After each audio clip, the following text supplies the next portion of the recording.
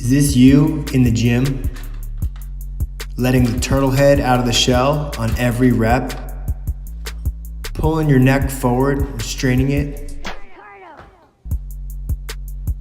pulling on the back of your head during sit-ups?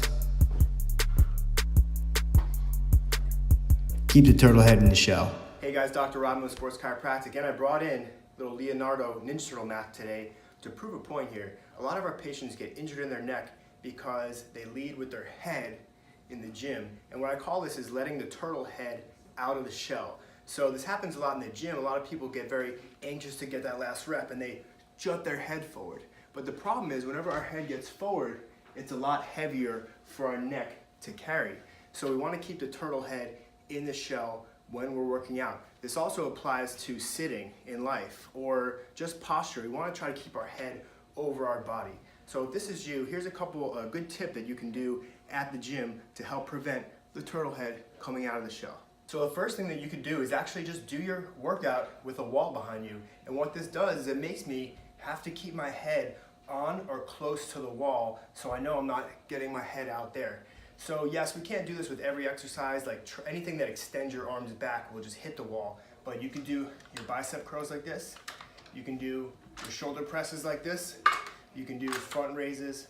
You can do a lot of different exercises while you're on the wall. So that's a great tip. If you feel like your head is coming forward, put the wall behind you and it'll really give you a reference so you can keep your head on it while you're working out. Another great thing you could do is this exercise where we actually are going to tuck our chins and lift our head up to build the strength in the deep neck flexors. So this helps to give you the motor skill and teach you where your head should be when you're lifting weights or when you're just going about your daily routine. So what you do is you just lay on the ground like this. First thing you're going to do is tuck your chin down. And then you're going to lift and hold it. We're going to try to hold it for about 10 seconds. Back down and release. Tuck again. And lift up. So you're building strength in the deep neck flexors, but you're also teaching yourself how to carry your head.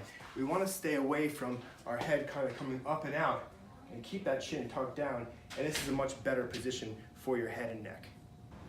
And the last tip is while you're in your car at a red light, you can do these great exercises. And what you're going to do is you're going to start by retracting your head and you're going to press your head into the headrest and hold it for about 10 seconds with about 30% of your maximal pressure. So you're really trying to strengthen the paraspinal, the neck muscles, and you're going to teach yourself how to carry your head over your body. So retract the chin, head into the headrest, holding it, and that's one rep right there. So you can do 10 reps at a red light about 3 times during the day, and what that's going to do is really help you to build up the strength in your neck, give you the motor skills to know where to carry your head, which is very important.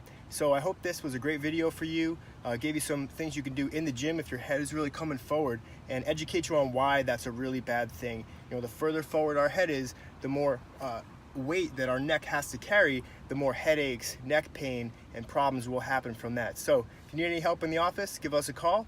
Dr. Rodman, have a great day.